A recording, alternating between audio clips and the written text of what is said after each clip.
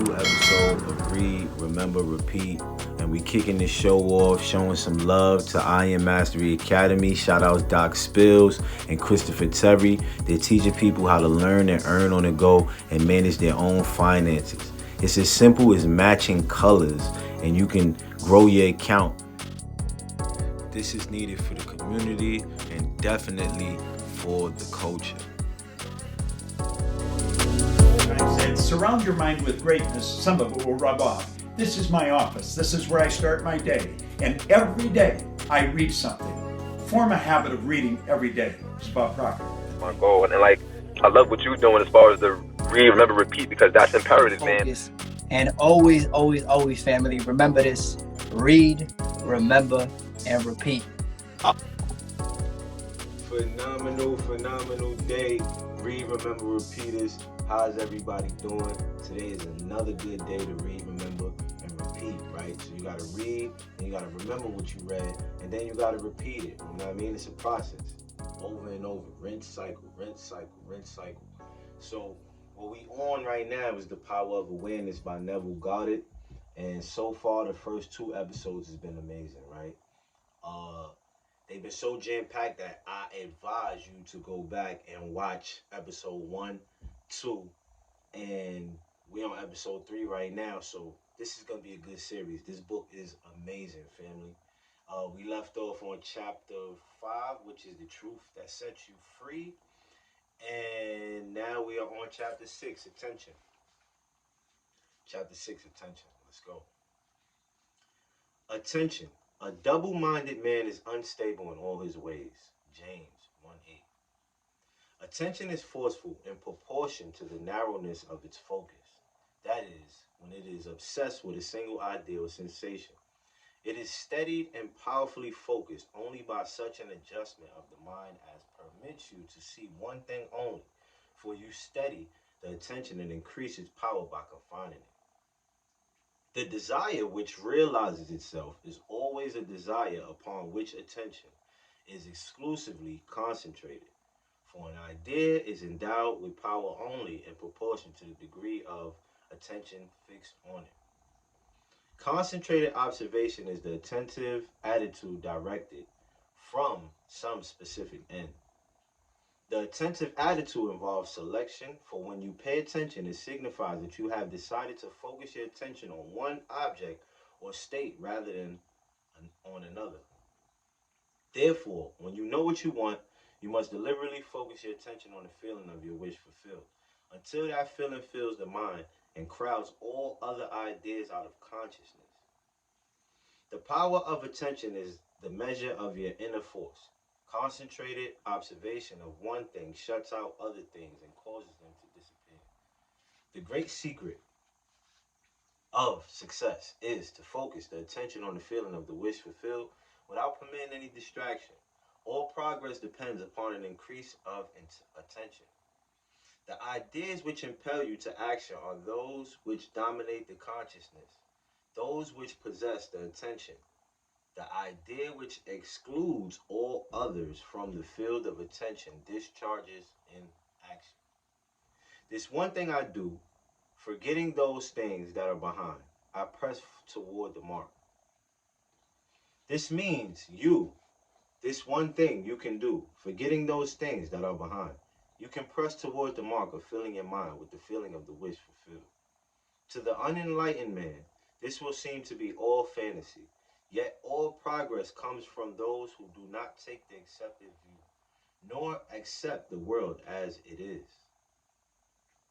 As was stated heretofore, if you can imagine what you please, and if the forms of your thought are as vivid as the forms of nature, you are, by virtue of the power of your imagination, master of your fate. Your imagination is you yourself, and the world as your imagination sees it is the real world. When you set out to master the movements of attention, which must be done if you would successfully alter the course of observed events, it is when you realize how little control you exercise over your imagination and how much it is dominated by sensory impressions and by drifting on the tides of idle moods. To aid in mastering the control of your attention, practice this exercise. Night after night, just before you drift off to sleep, strive to hold your attention on the activities of the day in reverse order. Focus your attention on the last thing you did, that is getting into bed, and then move it backward in time over the events until you reach the first event of the day, getting out of bed. This is no easy exercise, but just as specific exercises greatly help in developing specific muscles, this will greatly help in developing the muscle of your attention. Your attention must be developed, controlled, and concentrated in order to change your concept of yourself successfully and thereby change your future. Imagination is able to do anything, but only according to the internal direction of your attention. If you persist night after night, sooner or later you will awaken in yourself a center of power and become conscious of your greater self, the real you. Attention is developed by repeated exercise or habit. Through habit, an action becomes easier, and so in course of time gives rise to a facility or faculty which can then be put to higher uses. When you attain control of the internal direction of your attention, you will no longer stand in shallow water, but will launch out into the deep of life. You will walk in the assumption of the wish fulfilled as on a foundation more solid even than earth. Family, we're going to jump into the middle of the show, which is source time, and we'll be right back.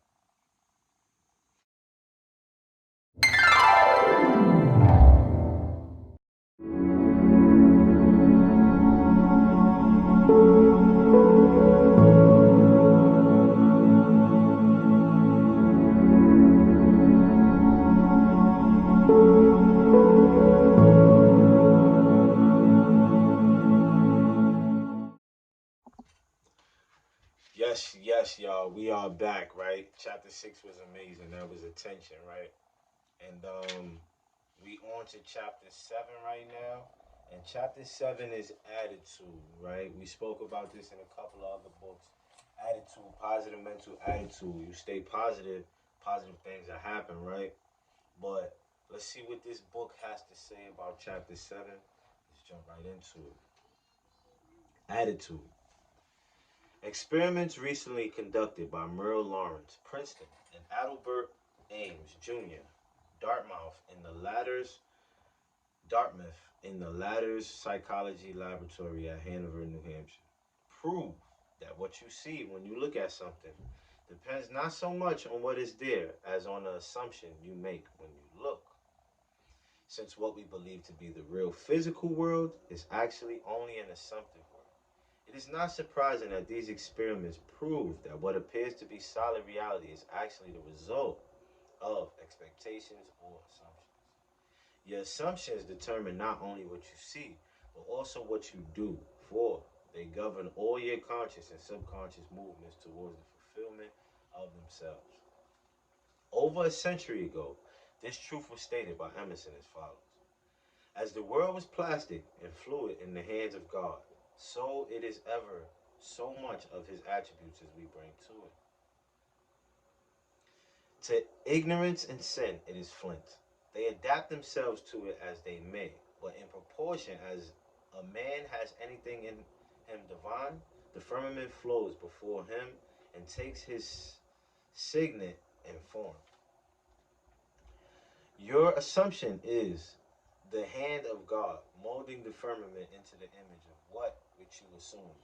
The assumption of the wish fulfilled is the high tide which lifts you easily off the bar of the senses where you have so long lain stranded. It lifts the mind into prophecy in the full right sense of the word. And if you have that controlled imagination and absorbed attention, which it is possible to attain, you may be sure that all your assumption implies will come to pass. When William Blake wrote, what seems to be is to those to whom it seems to be, he was only repeating the eternal truth. There is nothing unclean of itself, but to him that estimeth anything to be unclean, to him it is unclean.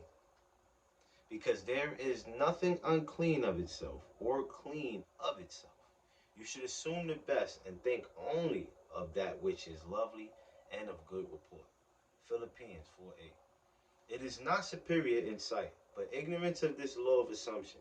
If you read into the greatness of men some littleness with which you may be familiar, or into some situation or circumstance an unfavorable conviction, your particular relationship to another influences your assumption with respect to that other and makes you see in him that which you do see. If you can change your opinion of another, then what you now believe of him cannot be absolutely true, but is only relatively true. The following is an actual case history illustrating how the law of assumption works. One day, a costume designer described to me her difficulties in working with a prominent theatrical producer. She was convinced that he unjustly criticized and rejected her best work, and that often he was deliberately rude and unfair to her. Upon hearing her story, I explained that if she found the other rude and unfair, it was a sure sign that she herself was wanting, and that it was not the producer but herself that was in need of a new attitude. I told her that the power of this law of assumption and its practical application could be discovered only through experience, and that only by assuming that the situation was already what she wanted it to be could she prove that she could bring about the change desired. Her employer was merely bearing witness, telling her by his behavior what her concept of him was. I suggested that it was quite probable that she was carrying on conversations with him in her mind, which were filled with criticism and recriminations. There was no doubt but that she was mentally arguing with the producer for others' only echo, at which we whispered to them in secret. I asked her if it was not true that she talked to him mentally, and if so, what those conversations were like. She confessed that every morning on her way to the theater, she told him just what she thought of him in a way she would never have dared address him in person. The intensity and force of her mental arguments with him automatically established his behavior towards her. She began to realize that all of us carry on mental conversations, but unfortunately, on most occasions, these conversations are argumentative. That we have only to observe the passerby on the streets prove this assertion. That so many people are mentally engrossed in conversation and few appear to be happy about it. But the very intensity of their feeling must lead them quickly to the unpleasant incident they themselves have mentally created, and therefore must now encounter. When she realized what she had been doing, she agreed to change her attitude and to live this law faithfully by assuming that her job was highly satisfactory and her relationship with the producer was a very happy one. To do this, she agreed that before going to sleep at night, on her way to work, and at other intervals during the day, she would imagine that he had congratulated her on her fine designs, and that she, in turn, had thanked him for his praise and kindness. To her great delight, she soon discovered for herself that her own attitude was the cause of all that befell her. The behavior of her employer miraculously reversed itself, his attitude echoing as it had always done, that which she had assumed, now reflected her changed concept of him. What she did was, by the power of her imagination, her persistence, assumption, influenced his behavior and determined his attitude toward her. With the passport of desire on the wings of a controlled imagination, she traveled into the future of her own predetermined experience.